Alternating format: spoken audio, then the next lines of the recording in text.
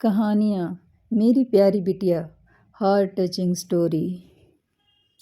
मेरी प्यारी बिटिया, सुबह के 7:30 बजे जब ज्योति स्कूल के लिए तैयार हुई तो चुपके से ऊपर मम्मी के बेडरूम में गई। धीरे से डोर सरकाया, देखा तो सारा सामान बिखरा पड़ा था। नीचे ड्राइंग रूम में आई। पापा सोफे पर बेसुध से सो रहे थे। अपने रूम में आकर उसने अपनी गुल्लक से 50 रुपये निकाल कर पॉकेट में रख लिए। बैग उठाकर स्कूल बस के लिए निकलने लगी तो सरोज आई ने पीछे से आवाज़ लगाई, ज्योति बेटा, आलू का पराठा बनाया है, खा लो। ज्योति ने मासूम नज़रों से सरोज आंटी को देखा। नहीं आंटी, भूख नहीं है। सरोज ने ज़बरदस्ती टिफ़िन उसके बैग में डाला। ज्योति स्कूल के लिए निकल गई। सरोज सोचने लगी, बेचारी छोटी सी बच्ची साहब और मेम साहब के रोज़ के लड़ाई झगड़े से इस तरह इस 13 साल की उम्र में कितनी बड़ी हो गई है। सरोज पिछले 10 सालों से नेहा व नरेश के यहाँ काम कर रही है।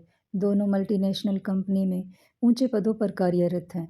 ज्योति उनकी इकलौती बेटी है।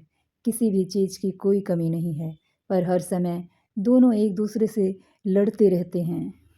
नरेश पिछले कुछ समय से नेहा से तलाक मांग रहा है और चाहता है ज्योति बिटिया की जिम्मेवारी नेहा उठाए, और नेहा ज्योति बिटिया की जिम्मेवारी नरेश को देने के साथ जायदाद में हिस्सा चाहती है। इस कारण दोनों लड़ते रहते हैं। बच्चे की जिम्मेवारी कोई नहीं लेना चाहता, इसलिए दोनों एक दूसरे के लिए अपशब्दों का इस्तेमाल करते हैं। बेचारी ज्योति स्कूल से घर आकर अपने कमरे में दुबक जाती है। केवल सरोज आंटी से ही बात करती है। रोज की तरह नेहा और नरेश से नाश्ता अपने अपने कमरे में किया और ऑफिस के लिए निकल गए। करीब 12 बजे स्कूल से कॉल आया कि जल्दी हॉस्पिटल पहुंचो, ज्योति को चोट आई है। हॉस्पिटल पहुंचकर पता चला कि ज्योति बहुत ऊपर से सीढ़ियों से गिर गई है। आईसीयू में रखा गया है।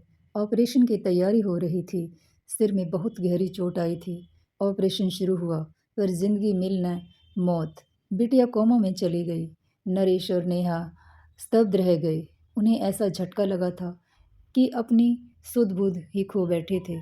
ज्योति की दादी भी आ गई थी। बेटा बहू को देखकर नफरत से मुंह फेर लिया।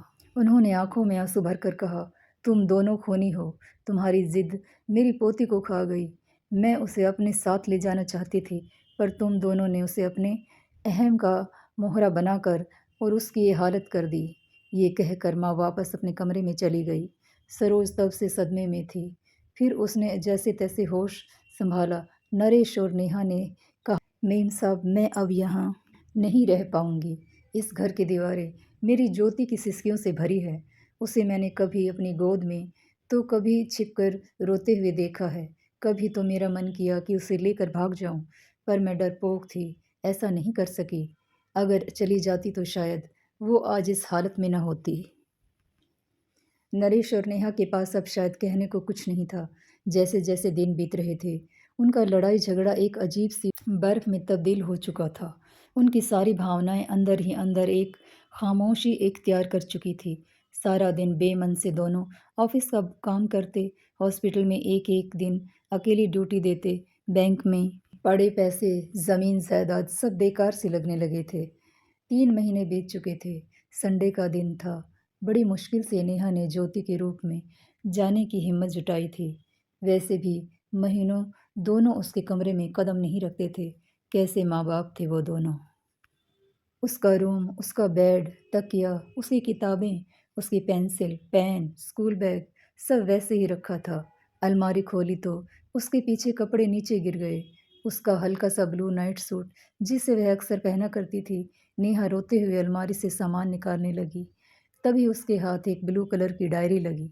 उसने कांपते हाथों से उसने खोला। आगे के पेज, कुछ पेज फटे हुए थे। पेज दर पेज टूटे दिल की दास्तां छोटे छोटे टुकड़ों में दर्ज थी। मम्मी पापा, मैं आपको डियर नहीं लिखूंगी, क्योंकि डियर का मीनिंग प्यारा होता है। पापा आप मम्मी को कहते हो कि तुम्हारी बेटी, और मम्मी आप पापा को कहते हो कि तुम्हारी बेटी।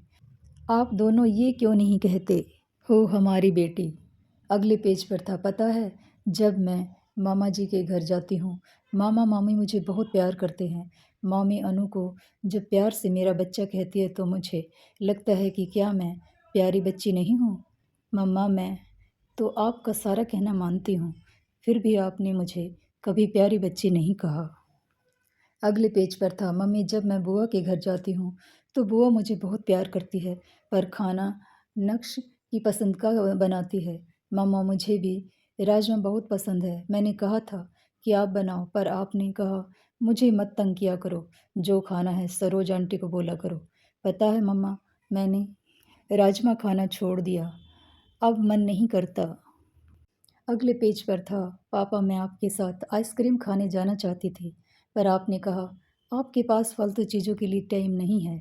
पापा, जब वीनू मौसी और मौसा जी भी मुझे बिगुल को आइसक्रीम खाने ले जा सकते हैं, तो फिर वो क्यों नहीं कहते कि ये सब फालतू चीज़ें हैं। पता है मम्मी, मैं अपने घर से दूर जाना चाहती हूँ, जहाँ मुझे ये सुनाई ना दे कि ज्योति को मैं नहीं रखूँगी, जहाँ पापा के चिल्लाने की आवाज़ न सुनाई दे। पापा, अगर मैं बड़ी होती तो मैं आप दोनों को कभी परेशान नहीं करती, मैं खुद ही चली जाती। मैं तो आप दोनों से बहुत प्यार करती हूँ। पापा, मम्मी, आप दोनों मुझे प्यार क्यों नहीं करते? एक पेज पर था, I love you Saroj aunty, मुझे प्यार करने के लिए, जब मुझे डर लगता है तो अपने पास सुलाने के लिए, मेरी हर बात सुनने के लिए।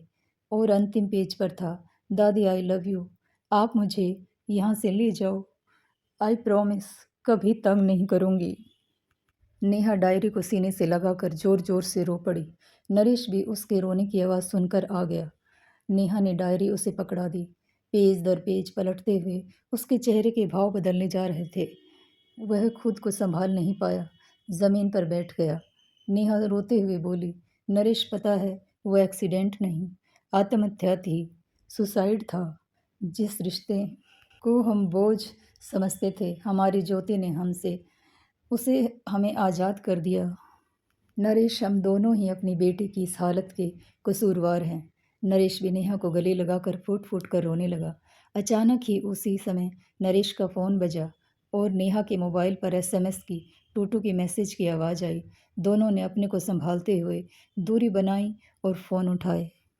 हॉस्पिटल से ही फ़ोन था, जबकि नेहा नरेश की बातचीत सुनती उससे अपने फ़ोन में भी एसएमएस खुल चुका था। पढ़ते ही नेहा के मुंह से अचानक निकला, मेरी प्यारी बिटिया को होश आ गया।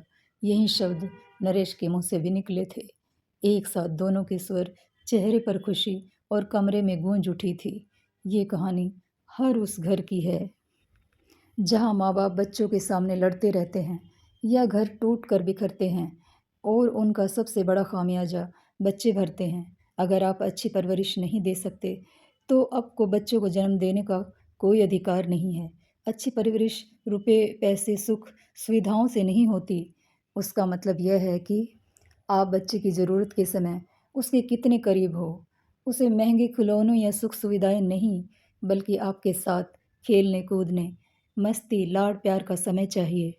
कहानी अच्छी लगी हो तो कमेंट करें और शेयर करें। धन्यवाद, शुक्रिया दोस्तों।